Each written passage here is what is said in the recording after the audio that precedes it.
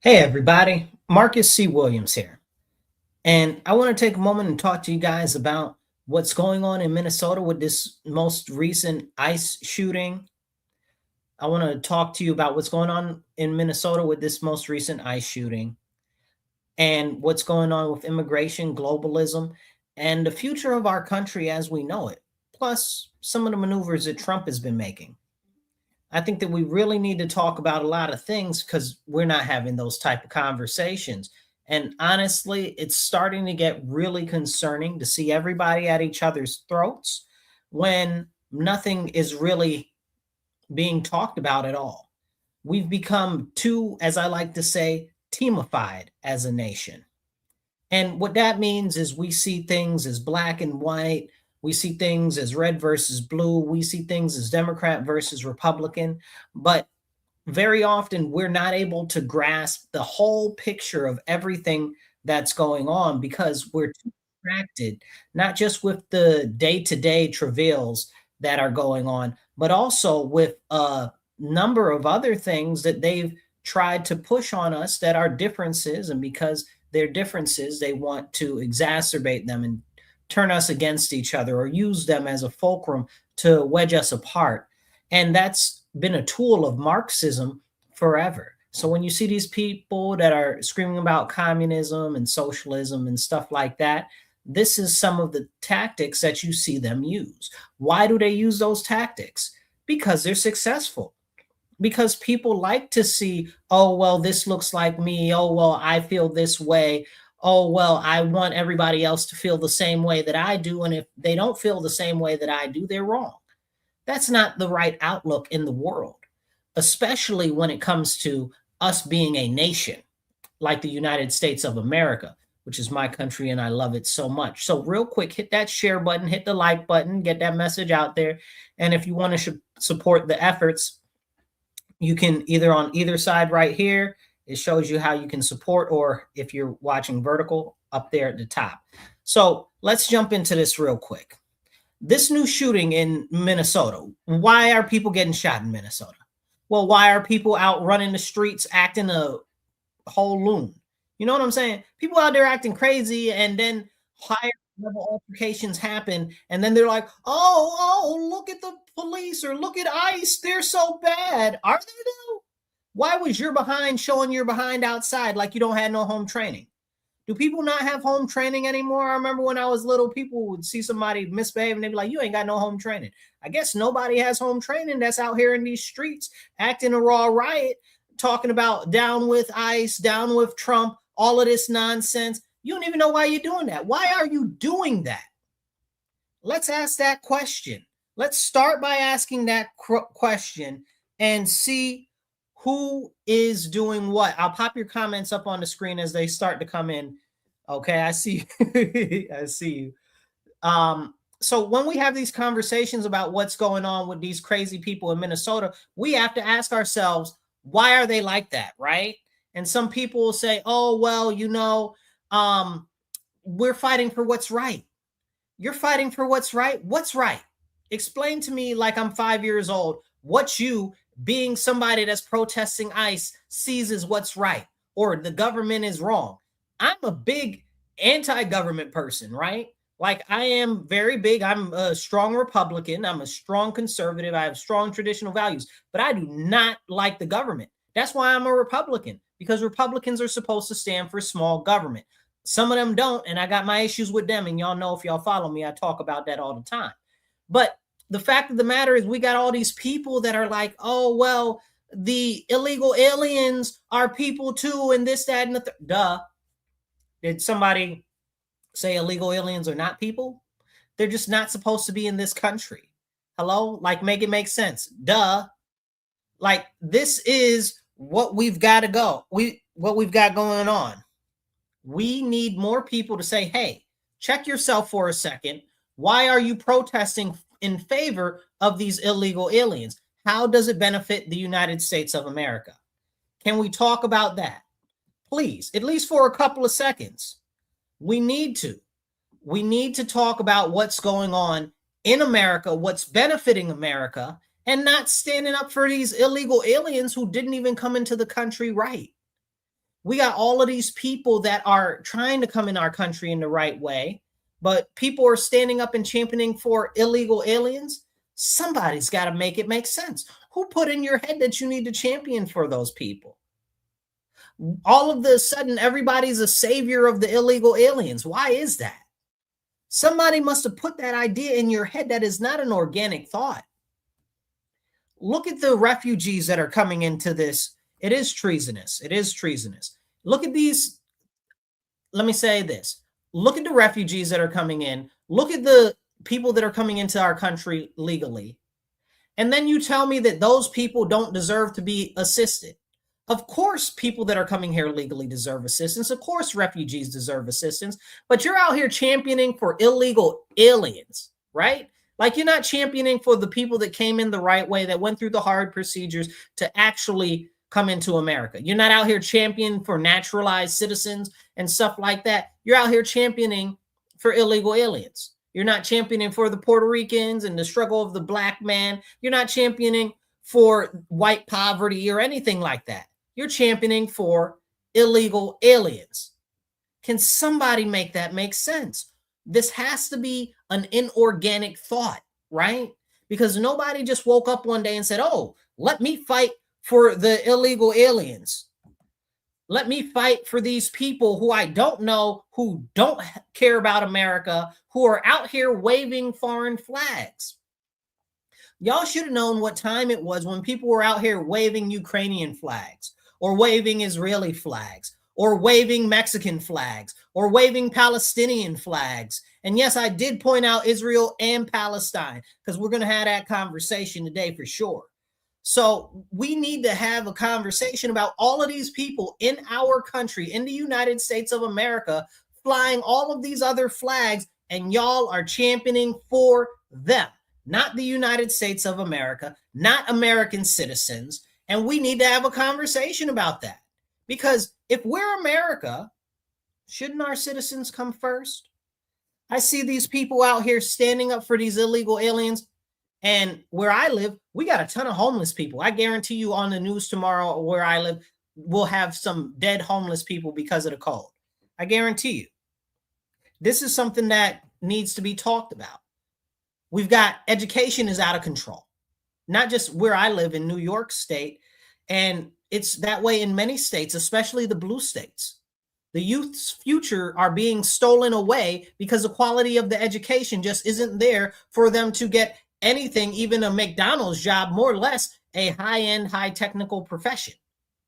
Can we talk about that? No, we're prioritizing illegal aliens. This is a serious, serious problem. Why are we focusing on this? Who told people to focus on this? That doesn't even talk about how hard it is for people to buy a house, people that are struggling to retire, the cost of the value of the dollar being less.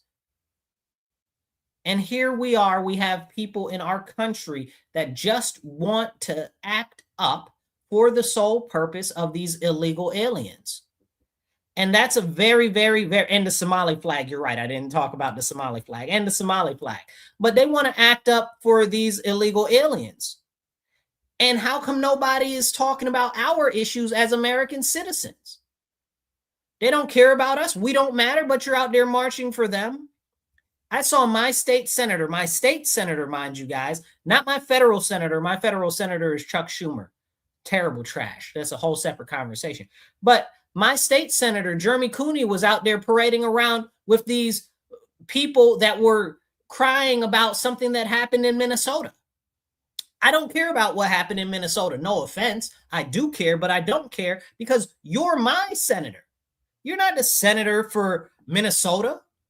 You know, you're not in the Minnesota State House. You're in the New York State House. Why are you out here with these people talking about what's going on in Minnesota when we got people dying here, getting stabbed here, getting shot here in our district, and you're out there complaining about something that's going on over there? Somebody's got to make that make sense to me.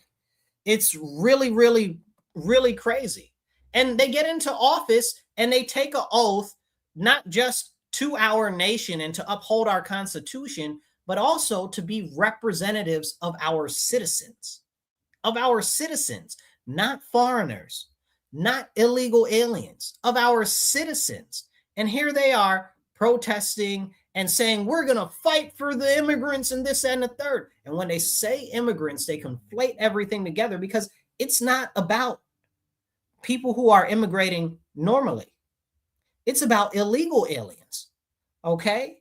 This is very important, and it's a conversation that needs to have. Somebody said it's mostly the people that have TDS. Well, but it's also other people. What's happened is this, and I'll give you an example, right? We had the Renee Good situation, which is crazy because look at her name. How's that her name? And she just so happened to be causing all types of trouble. She was being bad. Like, I mean, are we serious? Like, the whole thing smells royally. But even still, with it smelling bad, we have to ask ourselves, why was she out there? Then her so-called partner was up there championing her on, saying, oh, yeah, drive off. And apparently her partner has all of these violent tendencies and stuff like that and likes to abuse children and so forth. But it's neither here nor there. Why are you putting yourself in that situation? These aren't regular protests. These aren't people standing on the sidewalk protesting quietly, calmly, or whatever the case is, even if it was on the sidewalk and was a little uproarious. These are people trying to impede federal investigations, federal policing actions. And then she's over here trying to run over people with the car. And then people are like, oh, no, they shot her wrongly. No, they didn't. No, they didn't. You know why? Because she had no business to do that to begin with. She ushered that in on herself because she was behaving in a manner, in a way in which is completely unreasonable. And we can't talk about that. Maybe she didn't have to die. I don't know. You know what I'm saying? I'm not God. Everything works on his time. But the fact of the matter is that her behavior in a situation where she was interfering in a federal investigation is what caused her death. But these people want to try to unite around her like she's some savior, holier than thou type of person because she's so righteous for standing up for illegal aliens who are criminals. Let me be very clear right now. ICE is out here right now collecting these criminal illegal aliens. Now, when it comes to ICE, I think that they need to deport more of these illegal aliens. Okay. I think we need to start denaturalizations because a lot of these people are here fraudulently, like I said earlier, out here waving all of these flags of foreign nations, supporting other nations, talking about they're going to topple the American government. You're going to topple the American government for foreign interests? Can you make that make sense to me? How are you going to tell me that you're going to topple America for foreign interests? That's not okay. That's not cool. That's not cute. You are treasonous. You are an enemy of our country and of every American citizen. This is for real. Then, as we have these conversations about this important stuff, we have to ask us, why are they interfering? Who told them that they should interfere in these operations? Is it just because they hate Trump? Is that what it is? Is it because Trump could arrest the devil and put the devil behind bars and they'd be like, free the devil? Like, is this crazy? Like, I mean, what are we doing? What are we doing? They arrested Maduro and everybody's like, free Maduro.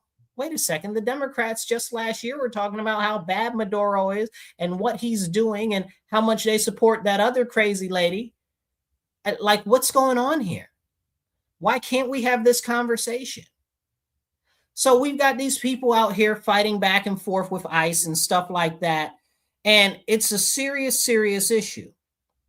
So people say, oh, well, she was innocent. She didn't do anything. Yes, she did. She wasn't innocent. Again, she's out here acting a raw riot, okay, impeding a federal investigation and then trying to run over officers. Okay, whether you say she was or she wasn't is immaterial because the fact of her actions show that she was not concerned for the officers or their proximity to her vehicle, which she knew the officer was in front of it.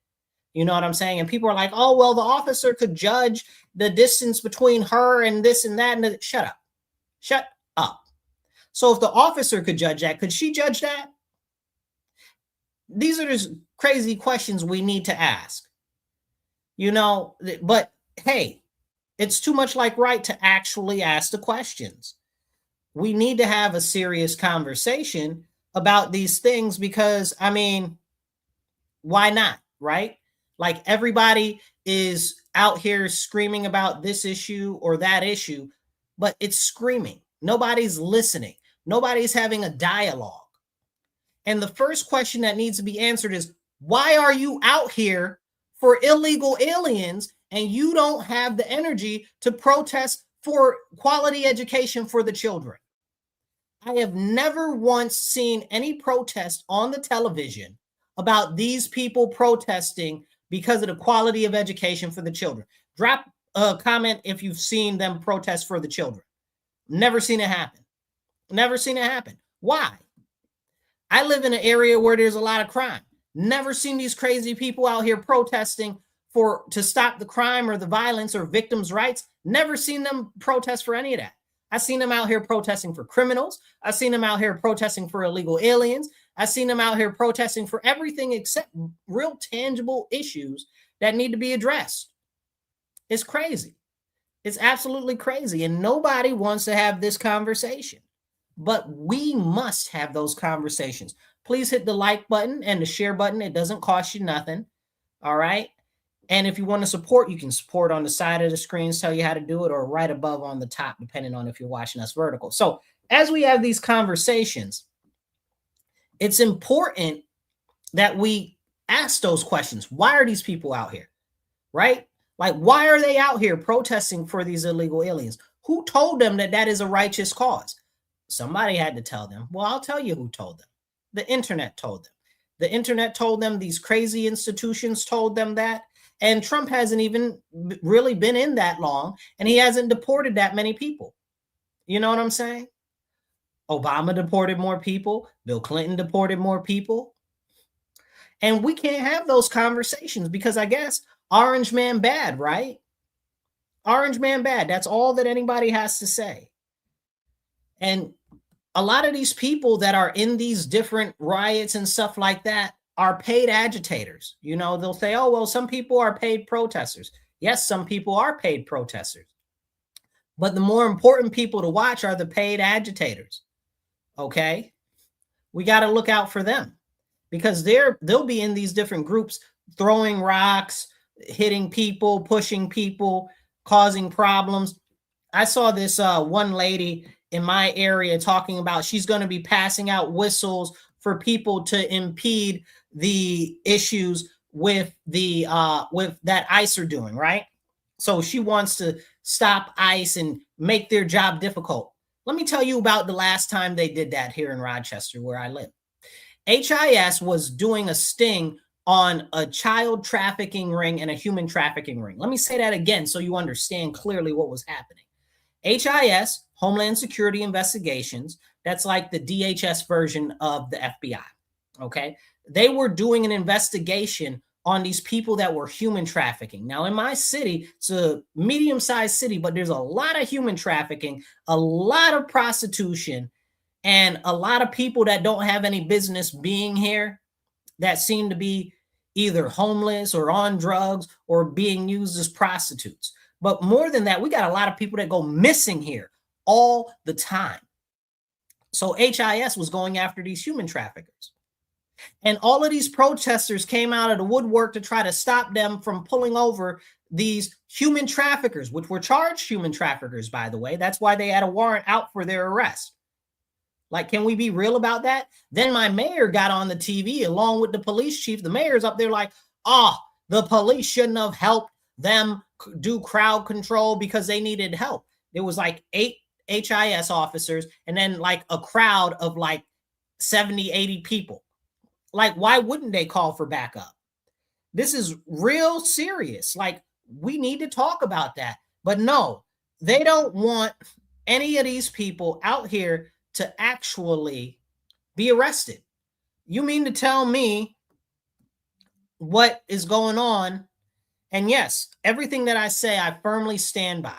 Okay, nobody's paying me. I wish they would pay me to talk about what I'm passionate about, which is my nation, preserving our country, and all of that stuff. I wish y'all cut me a check for real, because that's something that I'm very passionate about, is my nation. So, but and I'm not a member of the 7K club either, and I never will be, because America only, y'all. That's it. So we have to have the conversation about where are all these people coming from that got this idea. So this lady is out here locally now passing out these whistles and stuff. We have a lot of criminal activity in my city, and they don't put criminals in jail here. They don't. Like, criminals run amok, do whatever they want, shoot up the neighborhood, stab people in broad daylight, and get out of jail the same day, if they even get picked up at all. That's not a joke. I wish that was hyperbole, but this is what's happening in my home that I love and I fight for every single day. So this is very important to me. So we've got these people passing out these whistles here, talking about they want to stop ICE from our neighborhoods. Why? Why? Most of the black people that live in my mostly black neighborhood want these illegal aliens gone. They're taking up whole sections of our streets. Okay, there's one street not far from where I live where the whole neighborhood, the whole street, one of the whole streets in the neighborhood is taken up by illegal aliens, not refugees, because we got a whole different section for refugees not far from where I live in a different area. Okay, then we got the legal immigrants, but these aren't legal immigrants. Okay, so can we have that conversation? Why don't you want these people to actually arrest these criminals? Well, because you've been told that they're the enemy, they're so bad, but your behavior is making them perform more higher level activities as far as policing and militarization goes.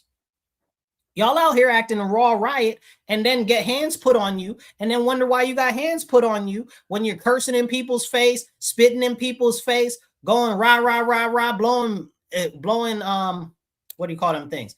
Blowing whistles in people's ears and stuff like that. I'd knock somebody's teeth out the other side of their mouth. They blow a whistle in my face. That whistle be so far down their throat, it'd be a problem. So more power to all of these officers that are out here just taking that. Because I would not take that as an individual. This is why I'm not a police officer right now, because I'm not dealing with none of that. So God bless all of our officers that are still wearing the shield right now, because I just wouldn't want to. So I'm so supportive of them, because given all of the stuff that they have to deal with, it's crazy. I wouldn't want to do it. It's not for me. It's for somebody else. Okay. And these are the problems that we have to understand. What's happened over the last couple of years is they've disincentivized policing. They've tied the hands of the police. And if you look at Minnesota, not only have they had all of these defund the police nonsense going on in Minnesota, where the police can barely do any crime. I actually just saw, I don't remember whether it was like CNN or what was it, 60 Minutes or something. One of them did a report on like Minnesota and the police in one of the cities in Minnesota. It might have been Minneapolis. Don't quote me on that. Where they had it like a ride along and interviews with the police, and the police were saying, yeah, we can't even respond to all the calls. We don't have enough officers, all of the drugs and all of the this and all of the that. Craziness, right? So absolute craziness. But can we have that conversation? Now let's dig into it. This is a real serious thing. So hit the share button, hit the like button. As we dig into this, right? We look at the people that push to defund the police. We look at the people that push to let all the criminals out of jail. So that increases the amount of crime that's in the community, that's in the neighborhoods, the amount of chaos, and it stops police from being able to institute anything that even looks remotely like order. Now, we've got the situation where in Minnesota, the governor and the mayor, they're like, oh, the police shouldn't be out there, and the police should even stand up to ICE. I don't know if you saw the mayor of Minneapolis, the police chief was standing behind him, and he looked with a crazy face when the mayor said that. He's like, what? And I thought that was funny, but still, these people are saying that they should go against federal officers that are locking up criminals. They're going after criminals. And like I said before, I see they're going after criminals and I support that. But honestly, I think they need to deport more people. I want them to deport them harder. For real. I want all of them gone. This is a serious problem. And people say, oh, well, Marcus, it's not that big a deal. It's not why people need love and hugs and stuff like that. The American citizens need love and hugs.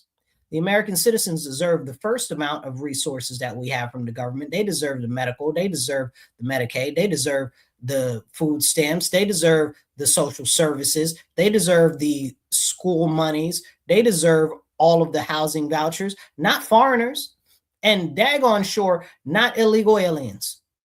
None of them deserve anything from our country.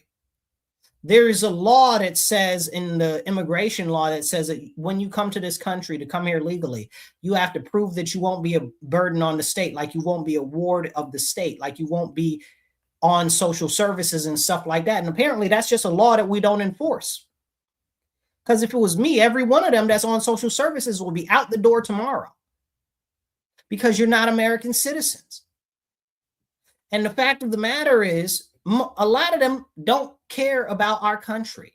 And it's tragic because our country has done so much for them. And I love me somebody that's a new American that loves our country, that's so passionate about our country. I love them people. Them my favorite. Okay. A lot of them have more patriotism than a lot of Americans, especially these crazy ones running out here doing all types of craziness. It's crazy. And as we have these conversations about these serious issues of what's going on in Minnesota, let me jump ahead to what happened today, this morning, where I don't know. I guess this lady was out there acting a raw riot in front of ICE or whatever, impeding them as they usually do. And then she got all in their way and they pushed her out of the way. So some guy comes over and starts to act a raw riot, right? Allegedly, he's trying to help her, but really he's interfering in what's going on. This is how people behave. So they try to blow that out of proportion, and then they try to paint him like some innocent bystander or whatever when he's armed, right? Now, I'm very strong on the Second Amendment. I believe very firmly in carrying a firearm. I believe very firmly that everybody should be armed, but that's a separate conversation.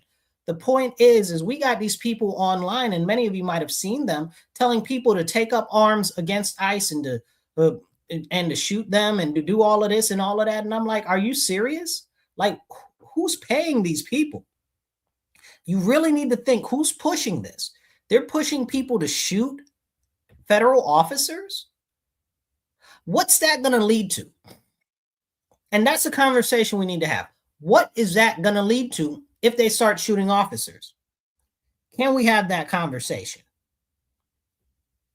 We need to. We need to have that conversation, but nobody wants to have it.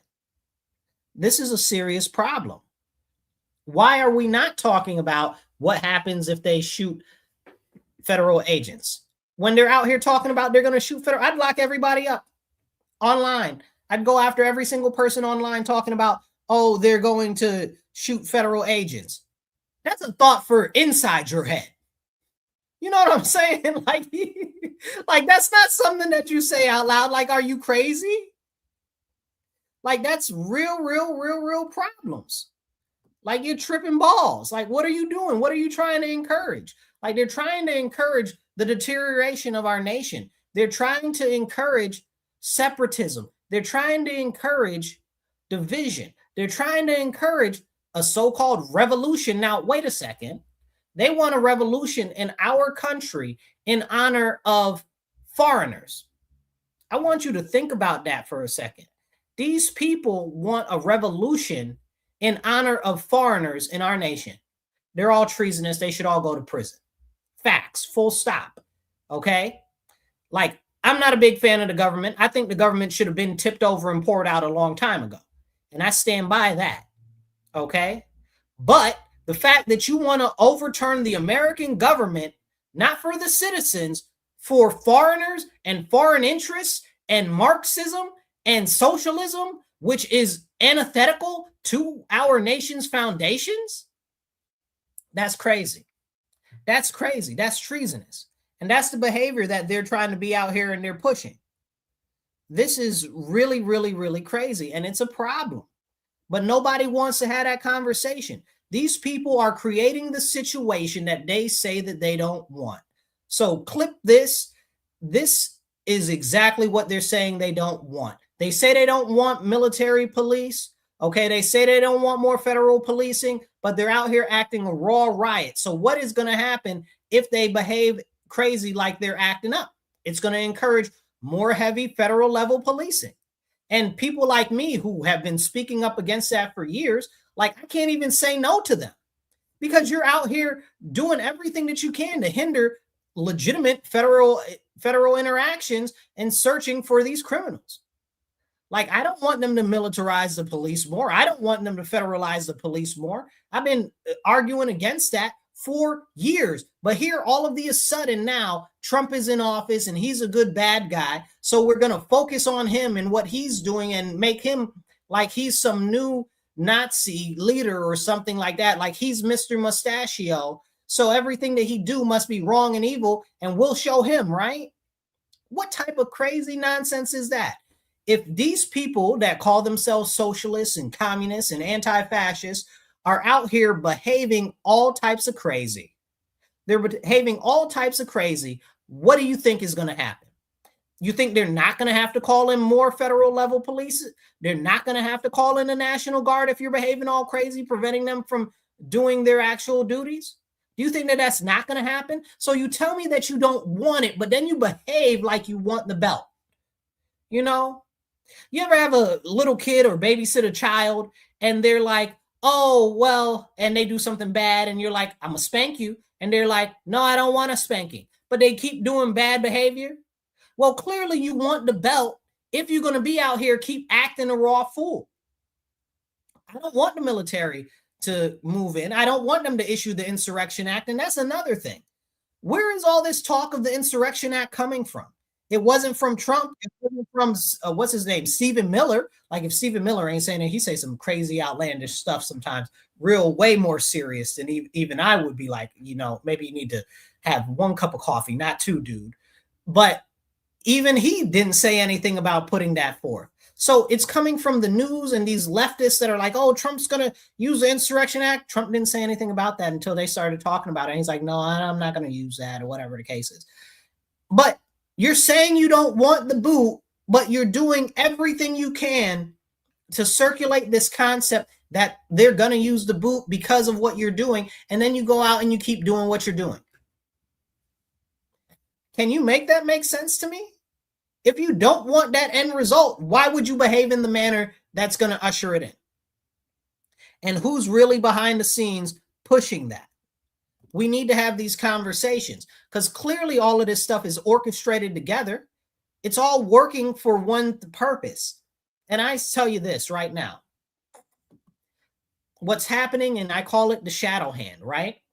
We've got foreign interests. We've got billionaires that are largely funding these nonprofits and these activity groups that are out here acting a raw riot, and some of them that are just behind the scenes doing some other shady stuff. We've got these people that are just plain corrupt that want to use all of the chaos to raise up their own sales and benefit their own selves and their own bank accounts. And then we've got China. So these are the fingers of the hand that are behind the scenes moving stuff around. And they're all working to the same goal, which is instability. Because off of the instability, they gain power. But we can't talk about that because people are too teamified and they're like, oh, Republicans, oh, Democrats, oh, this, oh, that. You know what the thumb of the shadow hand is? It's the government itself. Not Trump, not Obama, not Harris, not anybody. It's the government itself, because the government is a behemoth that does want nothing more than to continue to grow itself and expand itself. That's why I'm a Republican, because I believe in small government. And I stand on that. Shrink the government, y'all. We need to shrink the government. We need to shrink all the departments and everything. Don't get me started on deregulation. But we need this for the simple fact and the strength that the government itself is a threat.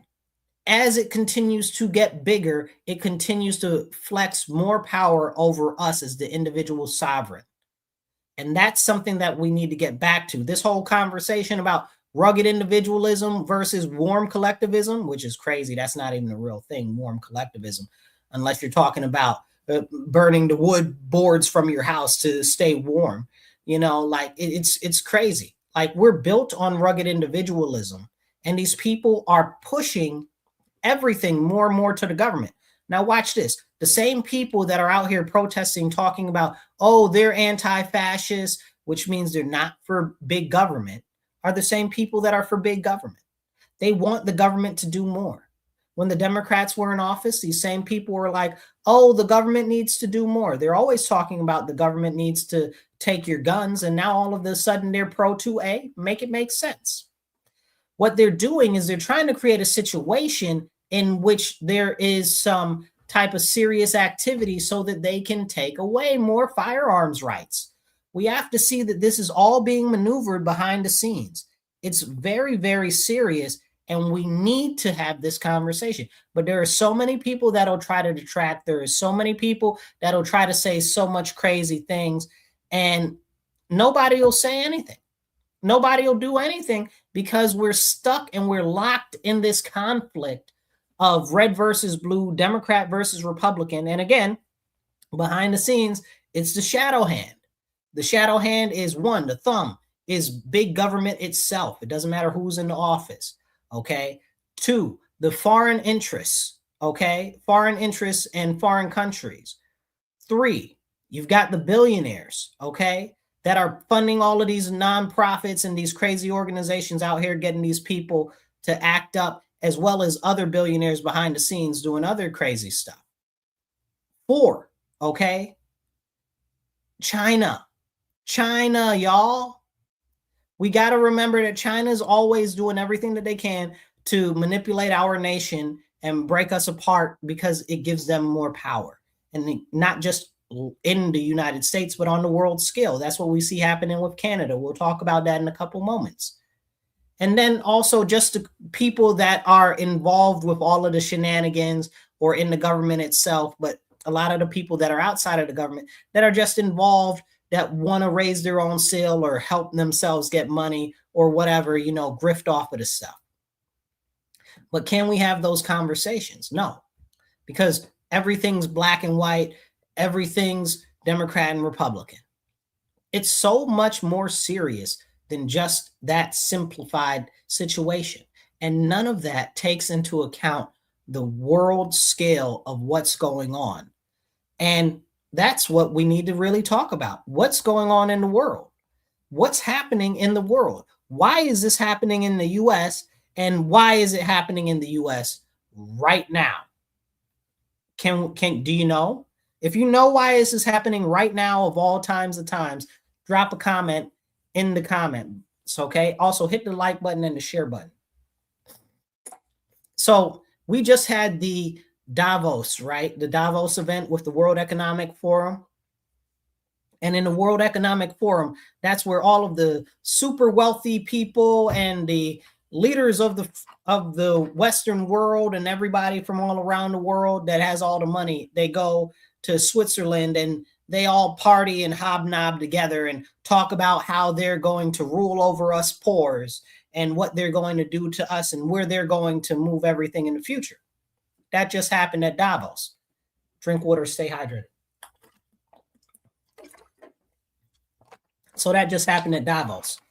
And we had Trump go up there, and Trump spoke, and he was like, listen, I'm not playing with none of y'all.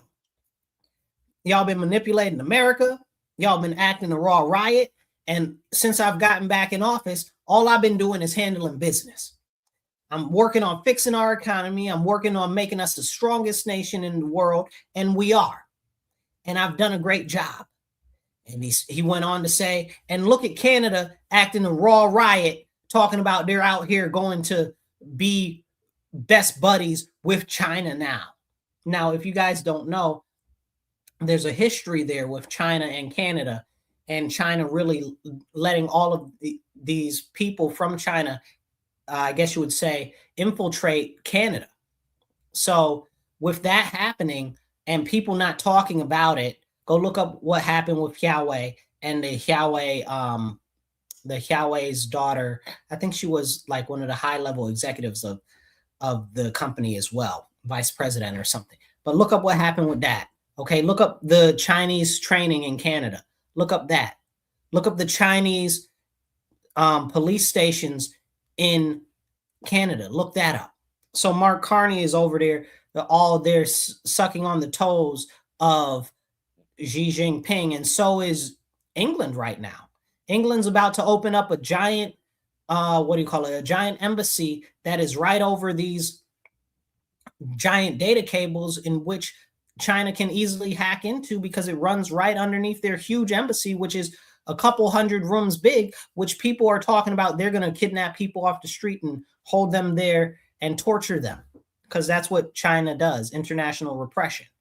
So you can look that up. So this is something that's very serious, what's going on. So when Canada says, oh, we're going to get all buddy-buddy with China, that's a problem. Like, are they dumb? Like, are they stupid? Like, Mark Carney isn't stupid. He was the head of the BIS. And if you want to look up some shady type of people, you think the World Economic Forum is shady, you think George Soros is shady, you want to talk about these international bankers. I seen some of them comments down there. I see the group chat going, okay, the international bankers. Talk about the BIS. Go look up the BIS, the Bank of International Settlements. Craziness. Like, if you thought the IMF was bad, they're way worse. Look them up too if you don't know who they are. So when we have these conversations about what's going on over there, Trump's talking about how great a job he's done. He's refocused America on America and America's interests. And this is what he's talking about in his speech. But what was very interesting is, he was like, listen, we're going to do what's best for our country. And you're either with us or we're just going to cut you out. And we're going to work with whoever's with us. And that's something that's very, very, very interesting, you know, because usually if you look at the world stage, it's everybody wants to do this whole bilateral, bicameral, whatever you want to call it, cooperation nonsense travesty, right? Like the UN. The UN is super trash. I'm glad we're getting out of the UN. Let's get out of the UN. Okay?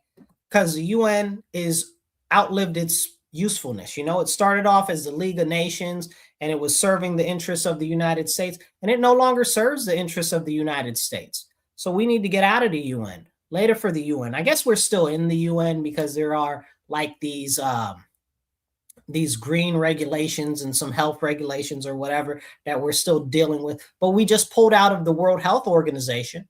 Thank God for that, because didn't nobody want the nonsense going on over there that they got going on. So we're out of that. Lord willing, we'll get out of the UN soon. And I don't have a problem with getting out of NATO either. So a lot of people, yes, Rochester, New York. Terry, that's you. I see you. Rochester, New York is where I am, Terry.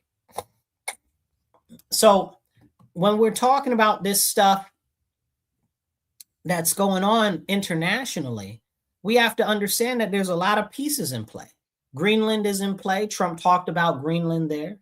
He's like, listen, you're either going to give me Greenland or you're not going to give me Greenland, and I'm going to remember that y'all didn't give me Greenland. So before he left over there, he had a deal worked out where essentially we're going to get rights in perpetuity to Greenland or whatever. We'll see how it comes out at the end of the day. So I honestly wasn't very happy about that. I kind of want Greenland to be part of a territory of the United States of America now. You promised me, and now you're talking about some other rights in perpetuity too. I don't want rights in perpetuity. I want it to be part of America. Period. Full stop. Okay. You sold me a dream. I want the dream. Give it to me now. Okay. So, and I say that as a joke, but it's really, really a real thing, you know, and we need to have these conversations. If we look at the issue of Greenland, right? And I'm going to get back to the Davos situation in a second. If we look at the issue with Greenland, we need Greenland strategically because it's right between North America and Russia, right? So if missiles were to come from Russia, the shortest way would be over the Arctic, which would be right to us. So there's also the option of international trade up there. So the more international trade activity, if you don't have safety and security in those routes up there in the Arctic, then the enemy's going to dominate it. It's that simple. So we need control of that area over there. Honestly, I believe very firmly now, look, if you look at it on a map, we need Svalbard also. Slavbad, or however you say it, we need that also, which is another island chain. I think Norway owns them, but we need them too. So that'll be interesting, but we'll see what happens. We'll see what happens with that. But we need it because we're building this Golden Dome concept, which if you don't know what the Golden Dome is, I encourage you to look into it more. But essentially, it's like a missile defense system to really block anybody from shooting missiles into the US. Okay. Now, Canada, and this goes back to Mark Carney and his nonsense with China, Canada is supposed to be working with us to build the Golden Dome, but they want to be jackoffs and they don't want to help. And this is the problem. This is why we're at odds with Canada right now. And somebody will say, oh, well, it's because we told them we want them to be the 51st state or whatever the case is. Good. They should be.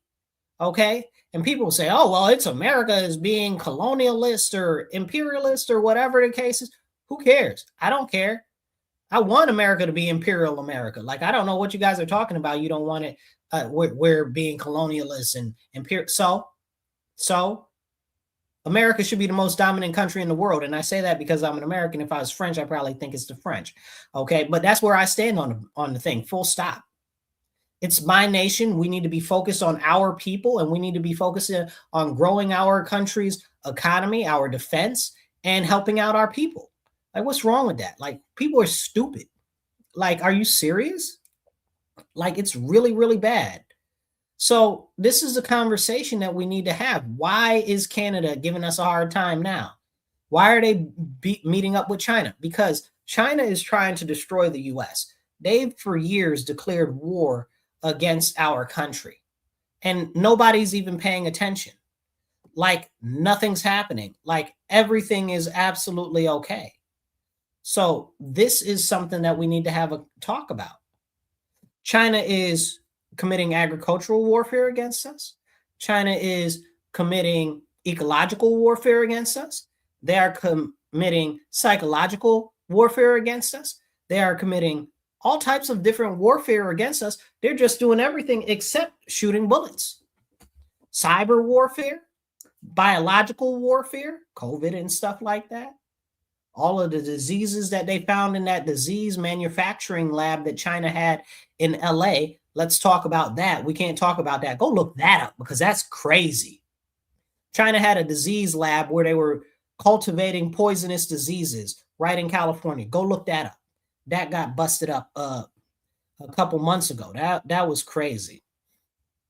So these type of conversations are very drastically important to have. This is very important.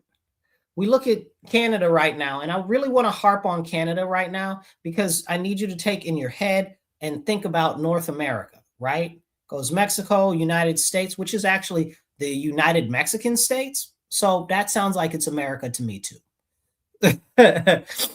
So we've got the North America. So Mexico, United States, Canada, Alaska over here, Greenland over here. So if we're going to do a missile shield project, Canada is right there. We need to put missile shields in Canada. Right now, we provide most of Canada's protection. Canada's military is smaller than the NYPD. That's a fact. Go check that out. That's crazy. So, I mean, Canada can't bust a grape. They've also got places like Alberta, which is actively trying to leave Canada right now and join the United States. So that is amazing. I think that's really amazing that Alberta wants to leave Canada and become part of the United States. Come on in, Alberta. Arms are open, and we're here for you. Come on in. And I've also heard that Saskatchewan, to a lesser extent, is trying to secede also and become part of the United States. And I don't know about British Columbia, but we'll see about that too. Because those three provinces are overtaxed and overburdened, and they're overregulated by the Canadian government, and they want to not have them problems anymore. And if the referendum for Alberta to actually become part of the US goes through, that would be amazing. and it would give us probably Saskatchewan and British Columbia as well. Excuse me. So I'm looking forward to that. I hope that goes through. More power to my brothers and sisters in Alberta. Okay, may it happen. Now, as we have these conversations about what's going on in Canada, you see Mark Carney as being a big douchebag, and he's like, "Oh, America, you suck, this, that, and the third, da, da, da, da." But your economy, 70, I think 76%, somewhere in there, relies on the United States of America. Like, what even are you talking about?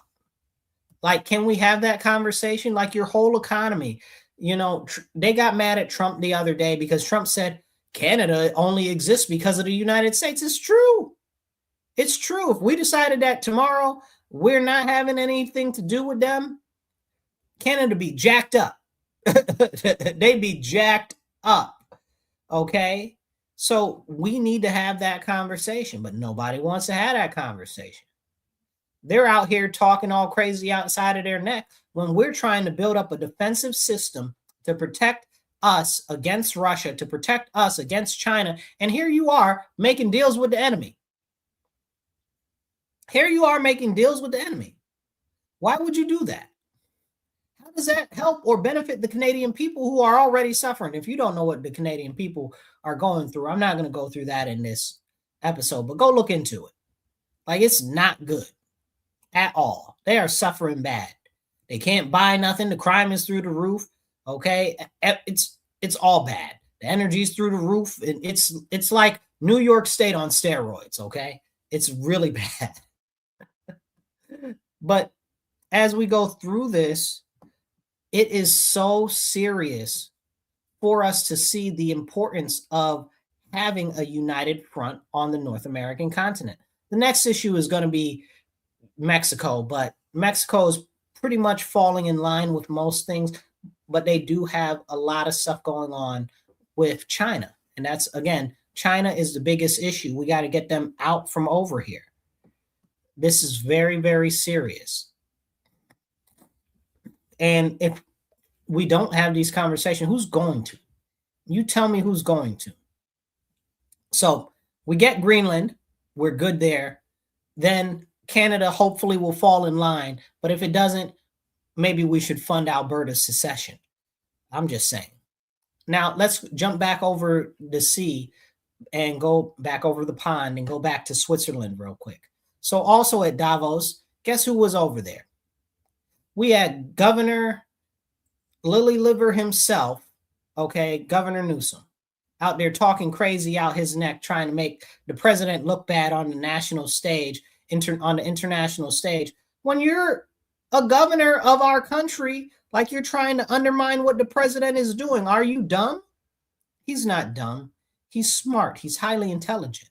Don't let anybody tell you otherwise. But he is a puppet for China. We got to get rid of that dude. Him, Eric Silwell, and a bunch of the rest of them, okay, who are agents for China. Mitch McConnell, too. Like, I don't even know how he's still in office as old as he is. But that's another conversation. But this is so serious, and we really need to see what China's doing to us. They are using Governor Newsom to try to undermine our efforts. What is up with that? And why can't we have a conversation about that? This is serious. It's really, really serious. And I don't think that anybody really understands what's going on unless you put it all together.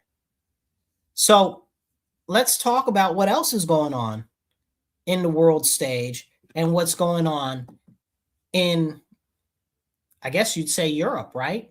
So look at Europe. Europe, there's only a couple of countries that are going around that actually have anything going for them. A lot of them have all of these issues with, what would you call it?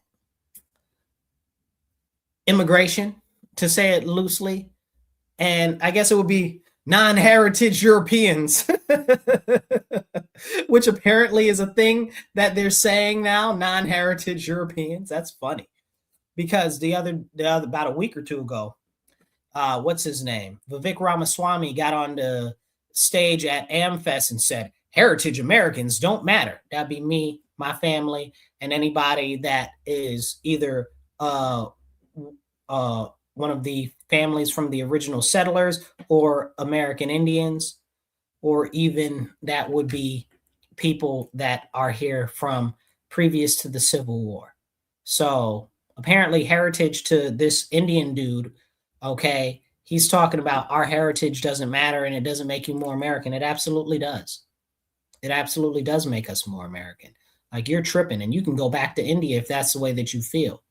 Okay, we got a red dot over here, Hindu, talking about, oh, God this and God that. Which of your 50 million gods? Don't play in my face. Okay, masquerading like you believe in the Christian God. There is only one true God. Okay, that is the Lord our Father, Jesus Christ, and the Holy Spirit. Okay, we have a triune God, and that's it, and there ain't no more. Period. Now, when we have this stuff going on, where we've got these people telling us that being a heritage American doesn't mean anything, it's the same globalist rhetoric. You have to listen, and then you have to listen again. So now over in Europe, they're talking about all of these people, these foreigners and stuff like that, are causing problems because they're non-heritage Europeans. And it's true. It's very, very true. And that's a problem. But they try to manipulate the language, and they try to manipulate how you think, so you can't conceptualize what's going on. And when they do that, they got you. And that's what they want. They want to have you in a position where it doesn't matter whether you believe what they're talking about or not. They want to have it set up so you can't think outside of their little box or their little confines. And this is where we're going. So now we've got all these places in Europe that have problems with all of this migration nonsense, and it's tearing their whole area apart. So what Trump is saying, Trump is over there like, listen, UN doesn't work. The European Union is for trash. Okay, NATO doesn't work. Okay, we've been paying for NATO. We've been the ones who have been supplying NATO with all the weapons, and nobody's really paying their fair share. And that's serious, because we can't carry the weight for all of Europe, and then Europe wants to go and fight with Russia. We don't want to fight with Russia. You know how expensive that is? Not just money, but in manpower, in industrial power. Like, why would we want to fight with Russia if we didn't have to? Like, but France is over there like, yeah, we're going to fight with Russia and all of this and all of that. It's crazy. We're not doing that. We're not doing none of that. So why would we? And this is what people need to think about. If we're over here funding everything that goes on with Europe, we're funding the European Union because they collect more, I guess you would say, fines on our actual companies that are operating over in Europe than they actually get money-wise, monetarily. And that's kind of crazy. That's really, really crazy. And people need to look into these things, because this is all important. It's so important, but they don't want you to think about it. They want you to be distracted. They want you to be distracted. And who's this? Yeah, you're right. The other countries aren't doing their part. We're doing most of the work. We're carrying the water for everybody. And that's what we're having to deal with right now. And it's expensive, bro. It's expensive carrying the world on your back. And Trump doesn't want to do it anymore. He says, we're done with that.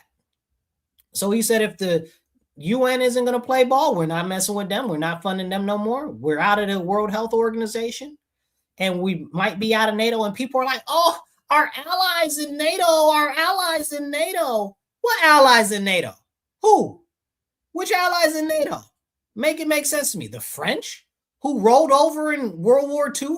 They some surrendering fools. Also, the French have gotten us into almost every single armed conflict that the U.S. has ever been in since the inception of the U.S. Go look it up. Go really dig into it, okay? The only war that I haven't been able to trace back to France is the Civil War, and that's yet because I haven't really dug into it. But every other armed conflict, France is right at the center of the bull, okay? So France is in NATO. What is France doing for us? We got Macron over there and his whole bull moose of a wife, okay, running a raw riot I think she beat him up. Like, I really think she punched him in his face. Okay. Because he was wearing those dark glasses at Davos up there talking about Trump is a bully. No, you look like you got bullied before you got on stage. Like somebody bust you in your eye with those huge old sunglasses. Go look at the pictures. If you didn't see the pictures, go look at the pictures of Macron at Davos. Okay. Because I mean, like, France is in NATO. Who else is in NATO? England. What is England doing? England lost to the Germans too. Like, if it wasn't for us, they wouldn't have been able to do anything. Like, England was getting tore up, bombed to the ground. Who are who NATO, the North Atlantic Treaty Organization? Who? Spain? You know, Italy? Like, who in, I mean, maybe Italy a little bit now, but Italy got its own problems. They don't even got enough jobs for their people. Their social security and everything is all jacked up. So Italy can't barely do nothing about themselves. Shout out to, what's her name? Maloney, Georgia. I like her. Okay. She's trying to do some things for her country. Good luck for her. I hope she succeeds. But the rest of these clowns out there, Portugal, who is in NATO? Sweden, Norway and Sweden, who gave up to the Germans and helped the Germans. By the way, oh, well, they were, what do you call it? Non-combatants. Bull sugar. Tell that lie to somebody else. Okay. Learn your actual history and affairs. Like, it's crazy. How is NATO helping the United States? Who are they going to help us against? Russia? Oh, they can't help us against Russia. NATO can't help us against Russia. Who's NATO going to help us against? China? They're in bed with China. So who is NATO going to help us against? What, Africa? Africa's going to attack America? Africa ain't got, they don't have one unified nation state on their continent. Is Australia going to attack America? Like, who is the North Atlantic Treaty Organization going to help the U.S. fight against? Who? Like, if you know who NATO's going to help us fight against, please put it in the comments, because they ain't got no hands for Russia, okay? And they definitely ain't about to fight China. So who they going to help us fight? What is the point in NATO? Are we going to fight against another rise of Germany again when Germany's part of NATO now? Like, who's on crack? Who's stupid? They must take us for fools, you know? And here's the thing about NATO, right? Like, we've got all of these other military pacts and military treaties and stuff with these other people for defense and stuff like that. We don't need NATO. Like, we don't need NATO. We absolutely don't need NATO. There is not one. So somebody drop one reason why we should have NATO in the comments. Drop it in the comments. I want to see it. So this is the thing. We don't need NATO. NATO needs us. This is why they're over in Ukraine right now talking about, oh, we're going to help them in Ukraine. Who are you going to help in Ukraine? You can't help yourself. And Germany's out here rebuilding their army. I'm not so keen on that. I don't trust Germany. We see how Germany gets down. Okay? Every time, you know. So I don't really mess with Germany as a whole, as a concept of a political agency. And also the European Union, right?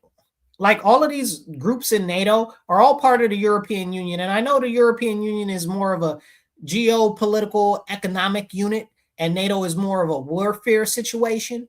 But because they're part of the European Union, if anything were to pop off in one part of it, the rest of the people would do something about it. So what are we even doing? Somebody make it make sense.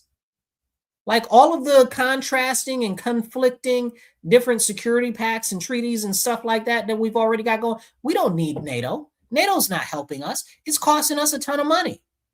It's costing us a ton of money. And I'm sick of it. Somebody said it was the Soviet Union who defeated Hitler, not the Americans. So that's not true. Okay? There is some truth to it, but it's not true. But I do appreciate you commenting with something that actually has some value, because there's a lot of people out there commenting dumb stuff. So I appreciate that. So as we talk about NATO and we talk about how people are out here, oh, poor NATO, NATO's sad. and they're going to be mad at us, and they're our allies. In what?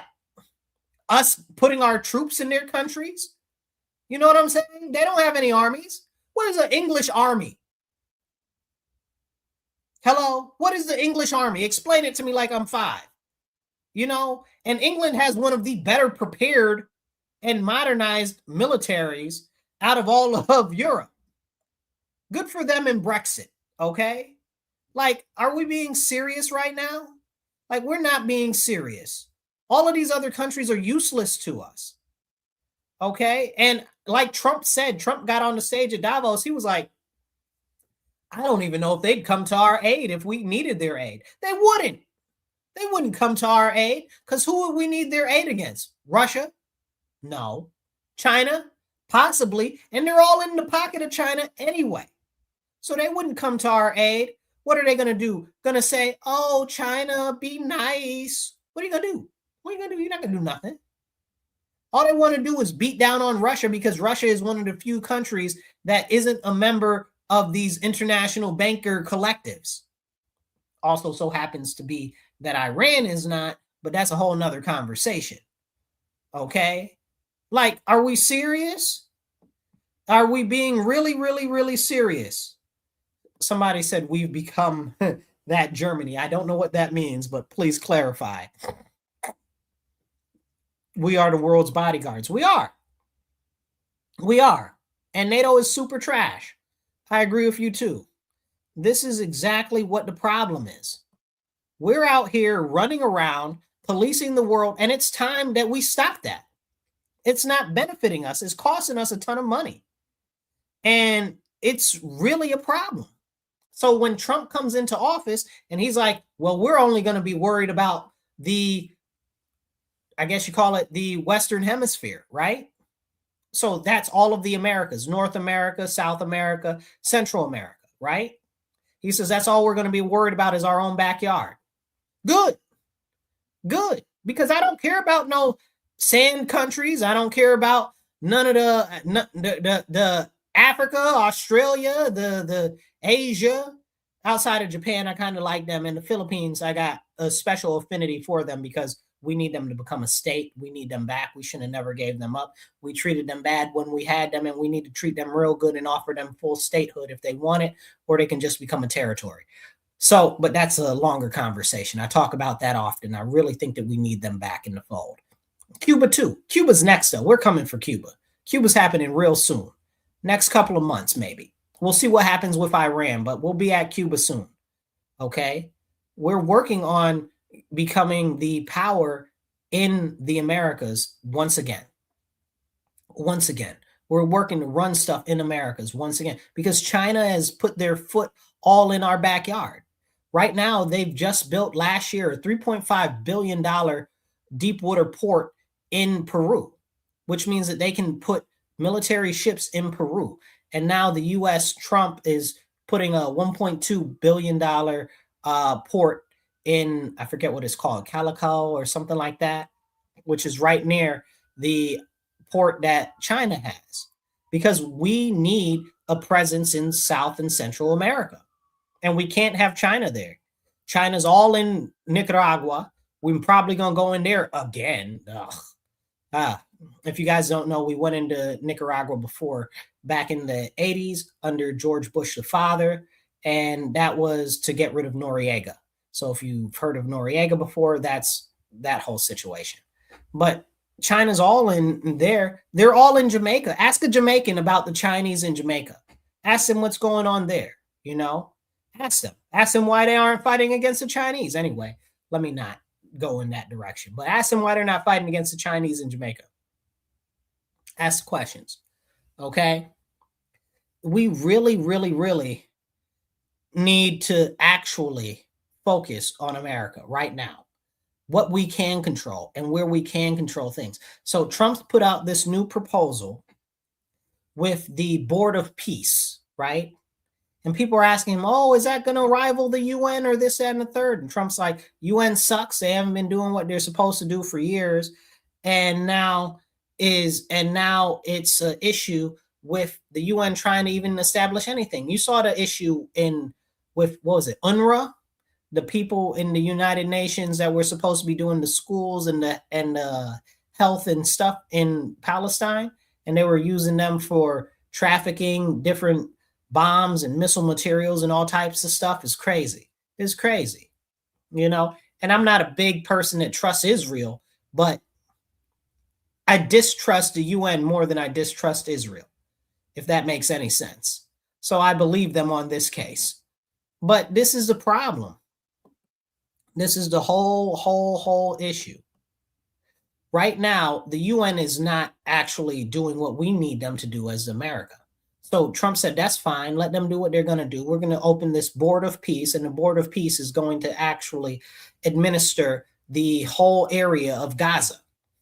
So they're going to put all of this funding into it. They're going to work on rebuilding it. They're going to work on protecting it. And he's got all these different nations that are a part of it. He offered even Canada to come be a part of it. Canada said, well, we're looking at it, or whatever the case is. And then I think it was the foreign minister or whatever they got in Canada was like, no, we're not going to do it because, yeah.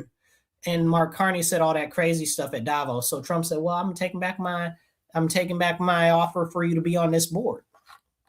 And previously, Mark Carney was like, well, we just start trying to figure out the financing options because a permanent board membership comes at the cost of $1 billion. I'm not sure exactly what that money is going to be used for, whether it's going to be used as like an investment account to do different projects and stuff, or whether it's going to be used for any type of military or security funding. I'm not sure what that'll be used for, but it's kind of nice that we won't be the ones spending all our money. Drink water, stay hydrated. So as we see what's going on with this thing with the Board of Peace, it's very interesting, and we'll see how it works out, because the people were asking Trump and interviewing him and saying, is that going to rival the UN? He said, I don't know, maybe, could be, you know. And if you look at the countries that he's trying to bring into the fold for that, he's even offered Russia to be on the Board of Peace there. Now, Russia is a big power in the world too, and I feel like a lot of people forget this. And this is something that has a lot to do with everything else that's going on in the world. Russia is a superpower. Like, I don't know why we play like they're not. Like, they're not as strong militarily as they used to be, and that's because of the fall of the Soviet Union, but that's a whole nother hour separate conversation. But they're becoming more powerful again. Good for them. They need more children, but that's a whole separate conversation. So they're arming back up, and they've got many groups like the Wagner Group. You guys have heard of them, I'm sure. Okay, go look them up if you're not familiar. But they've got these private military groups that are out there serving their various roles and pushing out what they want in all these different various countries. And they're very powerful. Russia's very powerful on the world stage. And they've got a leader that's really serious business for Russia, and that's Putin. And that he's doing a great job with Russia. Okay, even if people don't like him or don't like Russia, I don't like Russia because I'm American, you know, old habits die hard, you know. But he's done a great job for Russia after pulling them out of what was a complete destructive era at the end of the collapse of the Soviet Union. Like, there was complete destitution. So it's not crazy that all of the people there love him. He's the only leader that a couple of generations know. And he's also done great things. So the older people know a lot of the great things that he's done. They see what he's done, and they're like, okay, he's cool. Now, what's happened is Russia has tried to normalize their dealings with our country since they turned into the Russian Federation and no longer were the Soviet states, the Soviet socialist states. So, I mean, it's no wonder Trump is like, hey, come be a part of this board because you are a world power and we need to work on normalizing relationships. We do. And I don't care how much people feel some type of way about that. I stand very firmly on the fact that Russia could never defeat China. And without Russia's help to combat China, we'll take too big losses. So, and that's coming up soon. Sooner it looks like the more likely and more likely. But that's also the reason why Trump just started up this thing that I guess technically it's in the talking stage. It's on paper. It's not a real tangible thing yet, but it's called the C5, not the current C5 that we have right now, which is like the Central Asian nations, but it's the and it's the what do you call it? The excuse me. It's India, China, Russia, and America and Japan. So those are the countries that are going to be in it. Now, I don't think that China should be in it. Y'all know, if y'all watch me, y'all know how I feel about China. I can't stand me in China, but the US, China, Russia, India, Japan. So that's the five nations. It's the C5, and it's not the C5 plus one, which is, again, that's the Central Asian nation. So if you look it up, you got to look up the difference, because the C5 plus one is Kyrgyzstan, Kazakhstan, Turkmenistan, Tajikistan, and Uzbekistan. So there is a difference, and we do have to make sure that we're actually acknowledging that they're different things. So those are important things. So we'll see what happens with that. If that ever comes up, that would be very interesting. So I guess the concept is it supposed to be like something similar to, but different from the G8, where the world powers that are world powers in population and economy actually get to talk out different issues and work and collaborate on different things. And what's going on is they really want each country to have its own area, like a sphere of influence. Like if you go back and you study the Cold War, you'll hear about sphere of influence and stuff like that, but it goes and it transcends just that period of time. It's before and it's after. Sphere of influence is very important when it comes to economy, politics, and warfare. So that's very, very important to talk about. But if we were to do this thing with the C5 nations, we could just completely get away from most of what the G7 is doing, which isn't really helping us. Plus, Trump always said that he thought that Russia should have never been kicked out of the G8, and that's part of the problems that we're having today. I agree with him on that. Like, again, one of the largest powers in the world, and you're like, oh, well, we don't like you because you're bad, because you used to be bad, but now we just don't want to like you and let you in the club, even though you got rid of the socialists like you said you were going to. You broke apart your empire like you said you were going to. And, we just don't want you in the club now because we're doing things that are involving these private bankers and these banking cartels, and you don't want none of that. Okay, chat, get with me on that. Y'all know what I'm talking about. Okay, they don't want to be part of that banking system. Y'all know exactly what I'm talking about. So this is the conversation that needs to be had. It really, really, really does, because this is a worldwide international situation. Everything that happens here in the US has international repercussions. Everything that happens internationally has repercussions in the US. But we can't have those conversations because they've got us so distracted and everything is so teamified and all of this and all of that. And nobody wants to have real conversations anymore. And it's really, really, really important to look at things from a holistic lens, right? That's what the left likes to say. Things are holistic and stuff like that. But when we have these conversations, who's listening? Who's paying attention? So hit the like button, hit the share button real quick, and get this message out there. But as we're talking about this, I want to touch on a couple more points, because this is the future direction of where we're going. Let's bring it back to the situation with Minnesota and the immigration and stuff like that. What's happening with the immigration is not just happening in the US. It's happening in the European Union, outside of a couple of countries like Hungary, Poland. I forget the other two. There's like two more. Maybe it's Lithuania and one other one. Like, they're the only ones who didn't let in all of these foreigners into their nation, and they don't have this issue with all of these demographics and the destruction of their nations. It's crazy. And they tried to take out, what's his name? I can't remember the name. The president of Hungary, they tried to assassinate him. They tried to assassinate, where's the other guy from Slovenia? That's another country. Slovenia, they tried to assassinate him. They're over there trying to overthrow Slovenia now. They just tried to say that the UN wasn't going to recognize the election results and all this because they're trying to topple their government again, because these people don't want to be beholden to the EU. They don't want to be beholden to all of this nonsense with all of this globalist loss of sovereignty trash.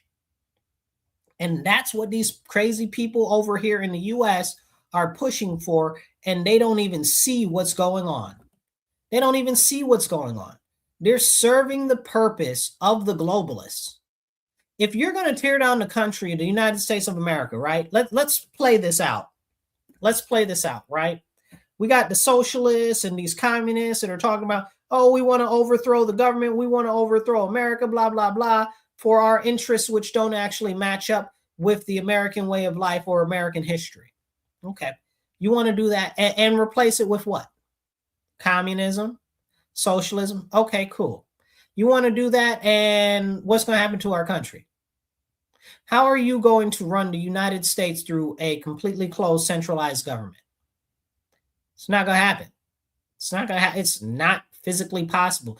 The country is too big, too populous, and you would need complete surveillance control over everything. Oh, wait.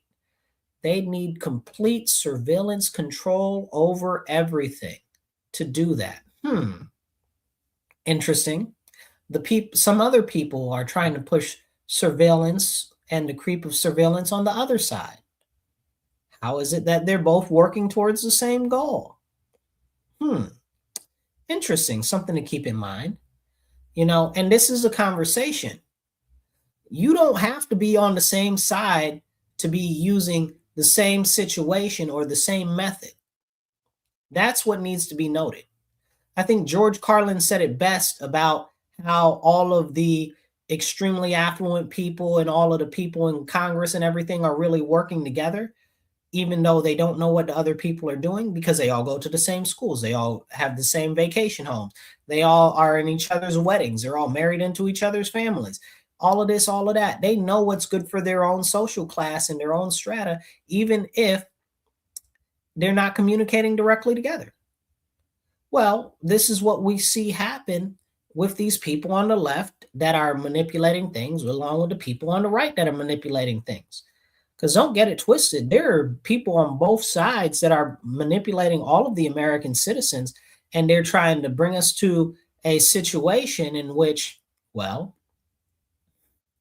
we don't exist as a nation the way that we think that we do, and the technocrats are in control on the right, or on the left, the technocrats or the socialists are in control on the left.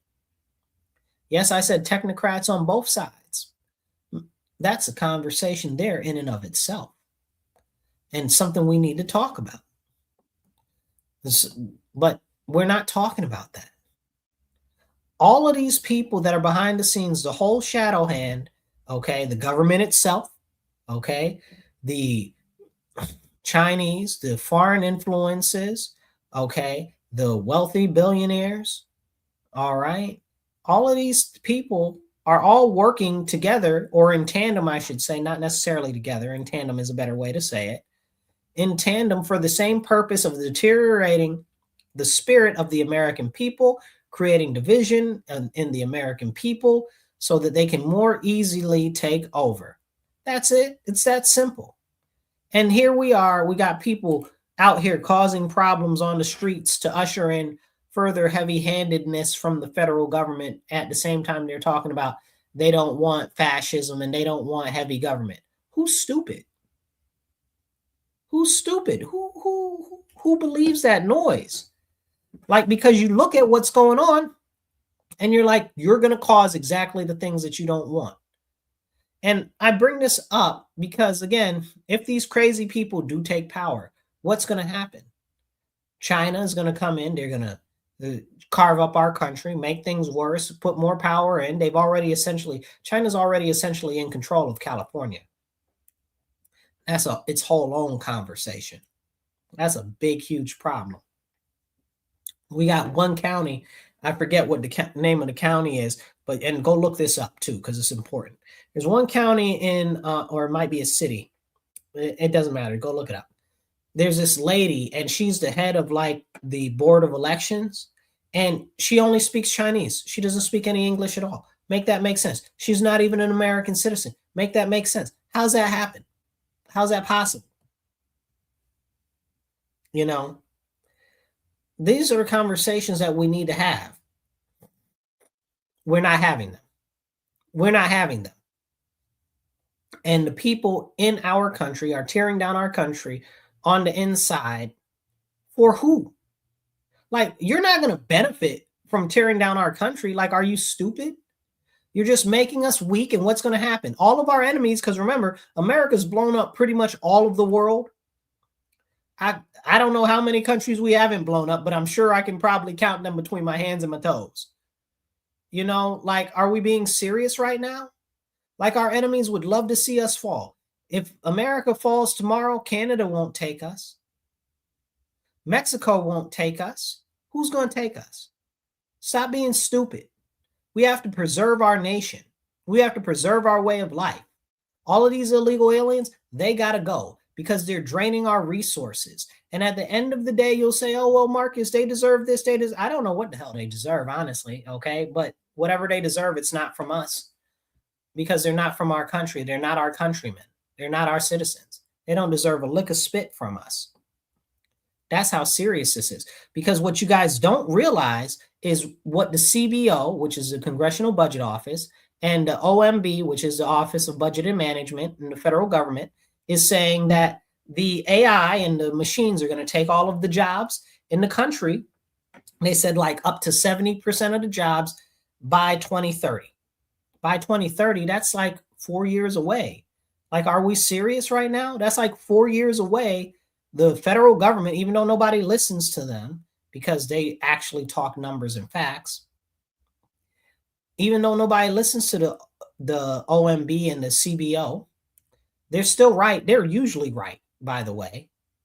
So when they're out here talking about all of the machines and the AI are going to take our jobs, we need to listen. But you know what? Don't even listen to them. Listen to the money man, Jamie Dimon. Jamie Dimon is the CEO of JP Morgan Chase, if you don't know. One of the biggest banks in the world and the biggest bank in the United States of America. He was at Davos too, okay? And he was at the World Economic Forum talking about, he said this is a quote from him, semi-quote. He said, well, AI is going to change the whole landscape that we're facing in the economy, and a lot of the jobs are going to go away, and a lot of jobs are going to change, and a lot of people will be replaced, and maybe we'll make a couple of jobs, but it's going to change the whole world, and it is what it is. It is what it is, you guys, is a terrible, horrifying statement from one of the most powerful people in the world. That is a terrible, horrible statement. We're going to lose so many jobs, and you're saying it is what it is? Essentially, it's unavoidable. It's too late. And he said, you just have to prepare now for what you can. Essentially implying that we won't even be able to prepare that much at all. Like, I think people need to listen to him. He's the money man. You know what I'm saying? And he's deep into all of this stuff that's going on in the world.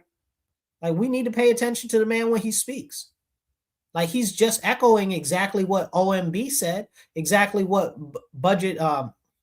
the Congressional Budget Office said, and people aren't listening. Y'all got to wake up, and people are like, oh, well, the trades are still going to be there. How long? How long are their trades going to be there? 5 years, 10 years after that? All of these robots are humanoid robots that they're building. Some are job-specific robots, but a lot of them are humanoid, like the Tesla robot, like Atlas, like a lot of these other robots that are out there. I can't remember the other one that has like the muscles and stuff like that. Like, it's got like this whole system of muscles that are used through fluid muscles, and they've got another one that does like air compression muscles. It's crazy where we're going with robotics, but they're humanoid. So anything that a human could do, essentially they could do better and faster. So we need to really be concerned about how our economy is going to look in another couple of years. So what they're all really doing right now is they're pushing this nonsense on us now so they can destabilize us now before that chaos hits, so that they can have everything in order so that they're protected. And who suffers? Us. the American citizens, the everyday people, because everybody's distracted talking about, oh, red team, or oh, blue team, oh, Democrats, oh, Republicans. And in the meantime, you missed that they're doing everything that they can, putting in all of this nonsense that is going on to destabilize what's happening in our nation so that we can't even see or think about what's going on. Why? Why? We need to see what's going on. We need to pay attention. Oh, somebody said it was Romania. Romania was the one that I was talking about where they tried to assassinate. No. I think it was Slovenia also. I think it was Romania and Slovenia. They tried to assassinate the guy. They tried to assassinate the Hungary dude too. I like that dude. Viktor Orban, I like him. But I do think you're right about Romania. I think some crazy stuff's going on in Romania too. But Slovenia? Yeah, Slovenia. I was going to say Slovakia, but I don't think. Maybe something's going on in Slovakia too. I don't know. I think one of those isn't a country anymore, but I can't remember which one. There's so many countries over there and they change like every couple of years. So I don't remember completely. But I'm pretty sure it was Slovenia, and something just happened in, I don't remember. I'm not even going to sit here and play. So something happened in another country also in Europe. Whatever. It actually was kind of serious. I just don't remember. I wasn't going to talk about that tonight. But thank you. I appreciate you. As we have this conversation about the AI taking over, Jamie Dimon telling us, what happened? Is it still going? My screen looks like it froze. So I hope the video is still going. Anyway, I'm going to keep talking and we'll see if it's going on. I don't know what's going on here. Something seems to have happened to the video. But with what we've got going on with our country, we need to really understand that stuff is serious. And if we don't start paying attention to what's going on, we're going to miss everything. We're going to miss everything. And I don't know how we change anything if we actually don't start standing up. Now we've got to stand up because tomorrow's too late. And if we are not the ones to say, hey, we've got problems here, nothing will change. And we have to make sure that we're actually getting stuff done now.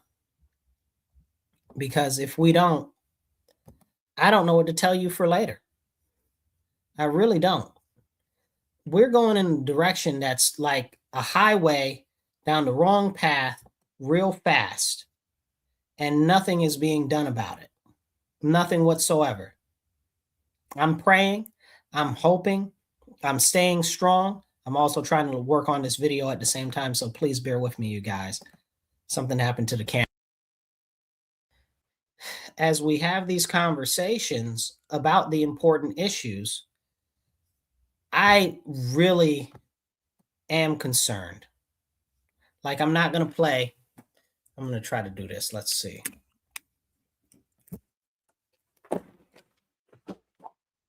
So as we have these conversations about the serious issues that we have going on, let me try to change the camera to the other side here. Excuse me with my issues with my technology right now.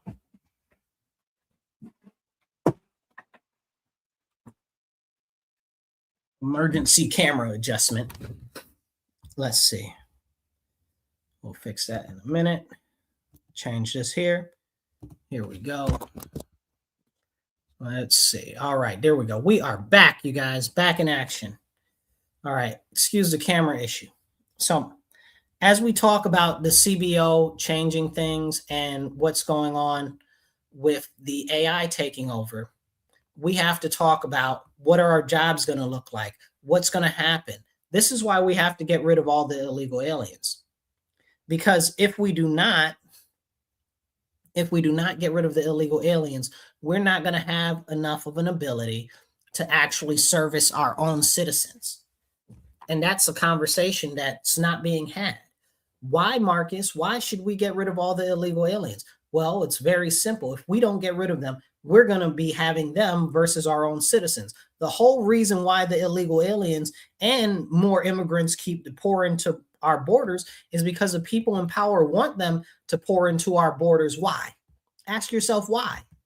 Why? It doesn't generally help America for all of these foreigners to come in. So why would they want that to happen? It's real simple. They want to create a class that's separate from American citizens that they can use for whatever they want, that'll be beholden only to whoever's paying them. That's why they want these illegal aliens. That's why they want these foreigners. That's why they want them all here. That's why they want them all now. And this is something that's not being talked about. And this is why I want them all gone. Because I don't want to compete with them. I don't want to have to go to war with these other people that are already agents inside my own nation. Like, people are not paying attention. People are not paying attention. People see, oh, well, this is this. They look at the surface, right? They look at real surface measurement stuff. That's why I try to have real serious conversations with you guys when I'm streaming and stuff, because this stuff is for real. And it's a lot of pieces of the puzzle together. It's just that a lot of people don't have enough time or mental capacity to actually follow it from the beginning to the end. What's going on is in our country, and I'm going to explain this. Hopefully it's very simple. So clip this. In our country right now, what is happening as we march towards this AI revolution, we are going to see these classes become harder and harder for people to be socially mobile in. So that means that if you're in the middle class, like you used to be able to be in the middle class and kind of move to the lower upper class, or be in the lower class and kind of move to the middle class, that's pretty much gone. You pretty much die in the socioeconomic status that you come into the world now. That's how the country is going. And with these foreigners are all being pumped into our country, especially the illegal aliens, it's even more highly challenging because, like I said earlier in the show, we're not even focused on our education. Our children are graduating. They can't get a job at McDonald's. So who are they competing with these entry-level jobs for? These foreigners that are coming in over here, low skilled, low wage, low labor, can't really do anything because they don't even speak the language, don't know how things work, and they have no skills. So who are they competing with? They're competing with jobs that the everyday man could get. McDonald's, working a farm, doing something in a factory. Like we see often, a lot of these factories get busted, like meat packaging and stuff like that. And then we see, or the Honda, that was it Kia or was it Honda? I don't know. It might've been Toyota. Okay. One of those companies that was doing the cars, like they had all of these Korean workers there, like crazy. Like, so this is serious and we need to talk about it because they are taking our jobs. They are taking our jobs. Any job given to a foreigner, any job that's given to somebody from abroad, that's a job for an American citizen. And we need to do everything to keep those jobs firmly in place.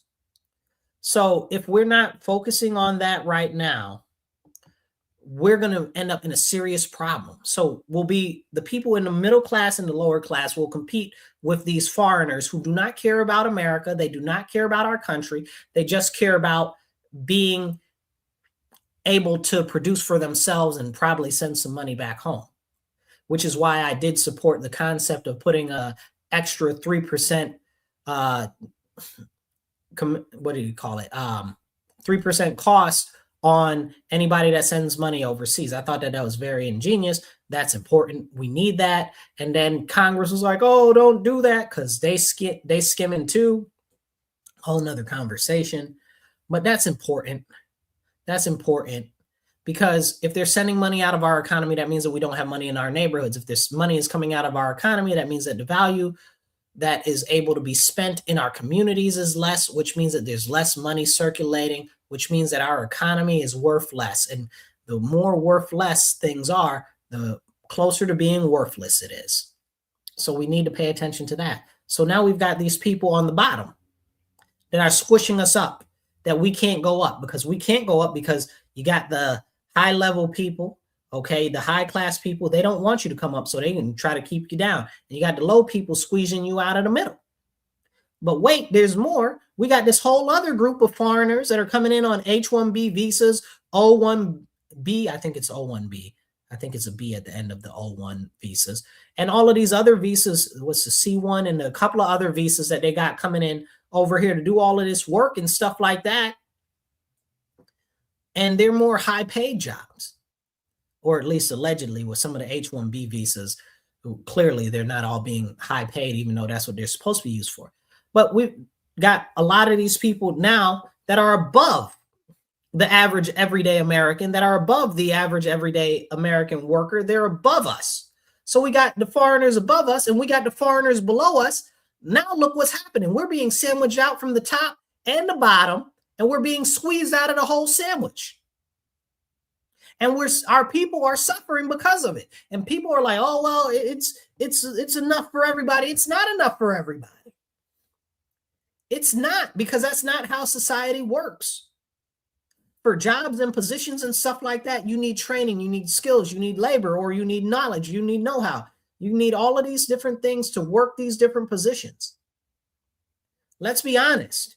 And I was watching one of the ladies that runs a military defense company the other day, and she's like, yeah, man, we'd love to hire more people, but even with all the training programs and stuff, it's going to take us another 10 years to hire the people that we need with the skills that we need, because we're going to have to train people to have those skills. But by that time, we'll have all machines doing all of the jobs.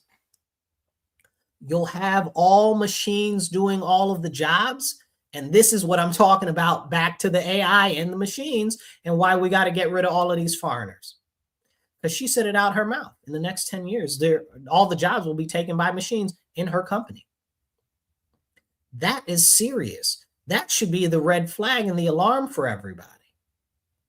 Like, she's got a multi-million-dollar, okay, I think they do something like almost a couple $1 billion a year. I forget what the name of her company is, but they do a couple $1 billion in contracts a year just with the government.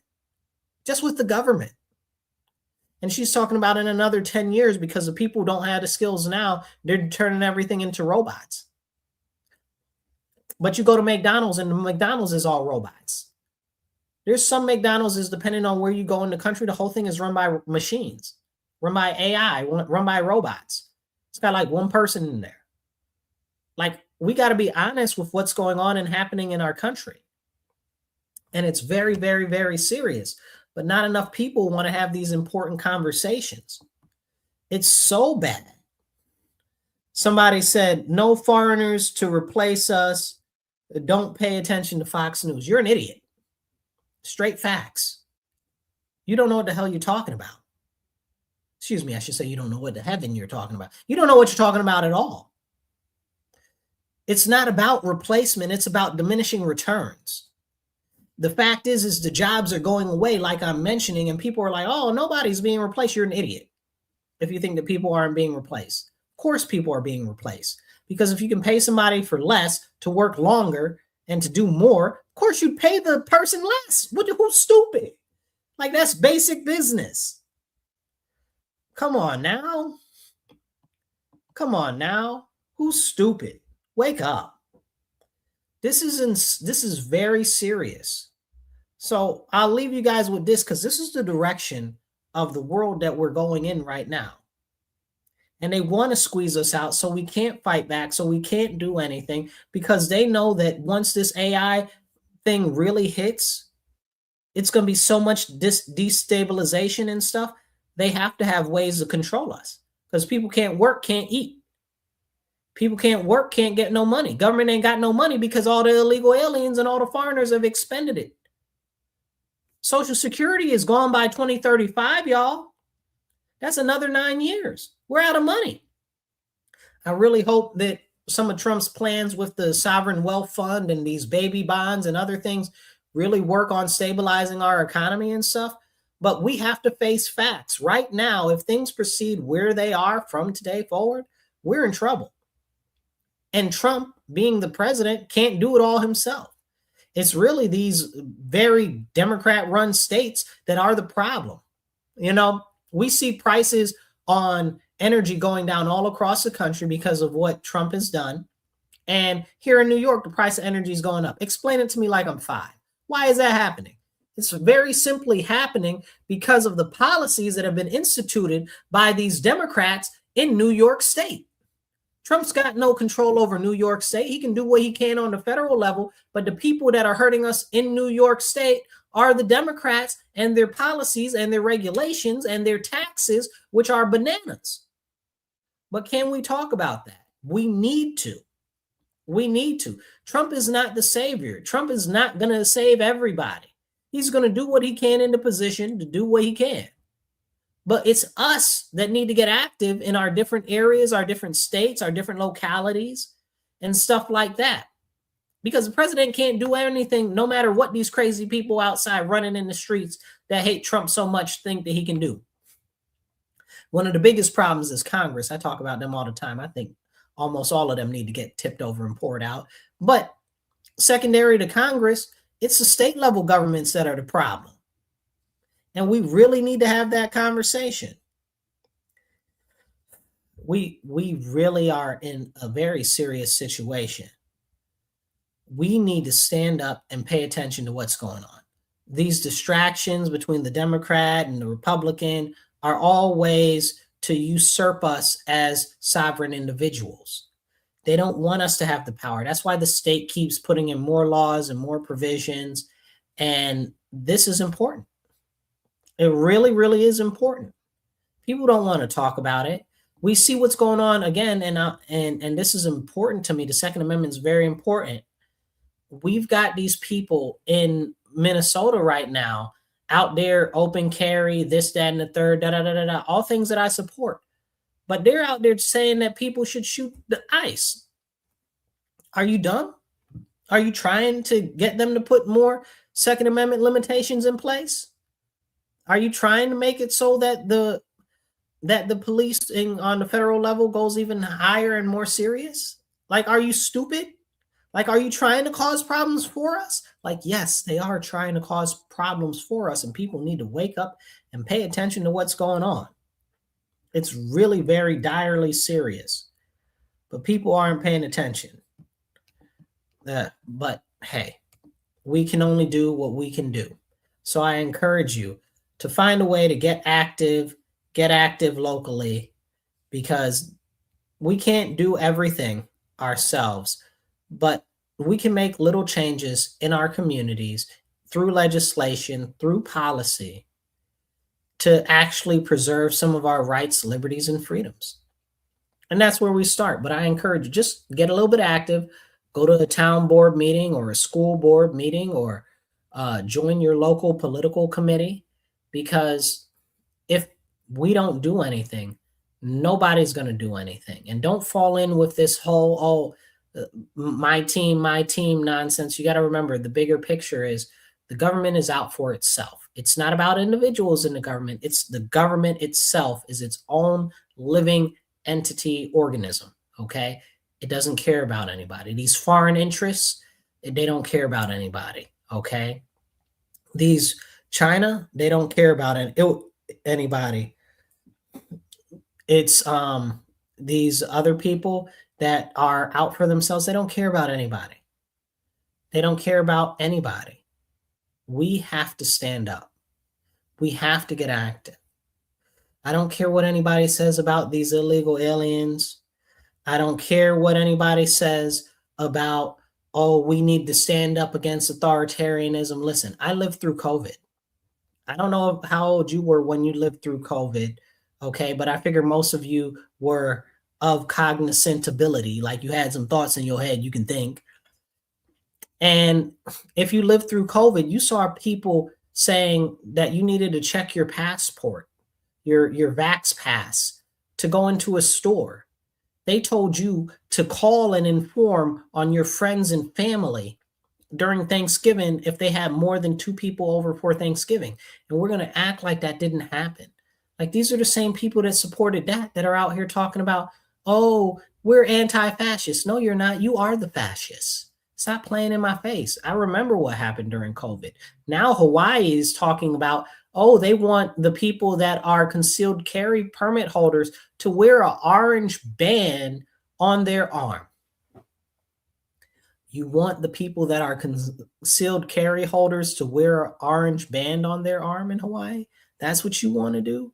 Like, and these crazy crackpots are out here talking about, oh, we don't want fascism and we don't want we don't want all of this, we don't want all of that. Clearly you do, because when this stuff pops up, you don't got nothing to say. Nothing. Here in my city, we got, it's a lot of them are very far left, right? We got an area of the city, it's called the East End, and they shut it down last year, or maybe it was the year before last, right in the winter time. They shut it down and they said that you got to show your ID to get into a public neighborhood. You make it make sense. And where were all of these anti-fascist people then? None of them spoke up about that. None of them had nothing to say. It's because none of this stuff is organic. These people don't have a single solitary thought in their mind that goes against the narrative that is being pushed to them online and through the news. Now, don't let me say that, make that sound like, oh, well, the Republicans or the people on the right have everything all together. A lot of the people are just going along with a lot of the stuff that's going on there too. It's just way worse on the left because the lefts are in bed with the globalists and they don't even see it. They're serving the globalist interests 100%. But this is the problem. And never forget that the globalists are one of the fingers on the shadow hand. Like, this is very important. On the left, we've even got people that are now talking about globalism, that we need to have more people in all of this and all of that, like Vic Ramaswamy. We need to let in more foreigners. We need to let in more Chinese. We need to let in more Indians. Absolutely not. Absolutely not. Okay? It's crazy. It's absolutely crazy. This guy asks, what is a globalist? And I'll leave you with that. A globalist is somebody that doesn't believe that a nation should have its own sovereignty. Essentially, it means that Canada isn't Canada, America isn't America, Botswana isn't Botswana, and all of them are together through some either one world government or some greater overarching entity that controls everything, similar to the UN. And that's a problem because that removes state sovereignty. I was talking to somebody from Poland the other day, and you would think that if they're from Poland, oh, well, they'd be a conservative, right? Because what we know about Poland is a heavily conservative country, like Hungary. And they were explaining a lot of, yes, that. They were explaining a lot of how things work over there. And they're younger, so they're leftist, right? So they're like, well, yeah, but what a lot of us want is us to have closer ties to the EU. And look at Brexit and how England pulled out of the EU and it didn't work out so good for them, or whatever the case. That's not true. Brexit wasn't a problem for the United Kingdom. What was a problem was they let in all those people from all across the world, okay? And that's the problem, So it wasn't them pulling out of the European Union that was the problem, even though there were some issues that presented from that, but we already knew that because of the way that they wrote up the contract to get in the EU. But here's the thing. When you talk about, I was talking to this girl and she was like, yeah, so I want closer ties to the European Union. I said, well, if you want the European Union, and she was telling me the history of the country, and apparently Poland didn't exist for like 100 years because they got invaded and like they got wiped off the map for like 100 years. I didn't know that. That was interesting. So she was saying that she wants closer ties to the EU. I said, but if you get closer ties to the EU, then it'll be like your country is erased once again. And I was like, don't you see that? Don't you understand? She's like, well, I still want my country to have its sovereignty. And I was like, you can't if you're part of the EU. But that's what you're arguing for. And she was like, oh, I never thought about it like that. And this is exactly what we need to talk about, because a lot of these people say that they stand by these things. They say that they believe these things, but they don't even think about what the implications of of these things actually are. It's really, really, really serious. And we need to have a conversation about it. Because when I was talking to her, she was like, oh, shoot, I didn't realize that all of the closer ties to the European Union would actually have us lose our sovereignty. And I was like, that's why Britain left. That's why they left. And you're telling me here that you're concerned about your country losing its sovereignty, and you want to give up your country's sovereignty to be part of the European Union. Listen to yourself. And it hadn't dawned on her that with the positives that come along with joining the European Union, because she was like, oh, well, free trade and free transportation, like not free transportation, but you can go through all of the countries with one passport. So, and she'd never put it together that that would lead them to losing their sovereignty. And that's what's going on with these globalists in the United States right now. They're so fiercely independent and anti-government that they don't realize that what they're calling for is going to be the destruction of what they believe are their own rights. So we have to stand up, and we have to encourage people to really have the tough conversations now more than ever, because if we don't, we're headed to a very bad place. All right, you guys, I'll catch you guys later. Please share this video, hit the like button, and make sure that you get the message out there. And please be sure to subscribe if you're not subscribed yet. And if you want to help out the channel, right on either side right here, okay, that's how you can help out. Or if you're watching us on the vertical format right there at the top, that's how you can help out. Okay, I'll catch you guys later. Remember, stand up, speak up, don't shut up, take action. Be blessed and be well.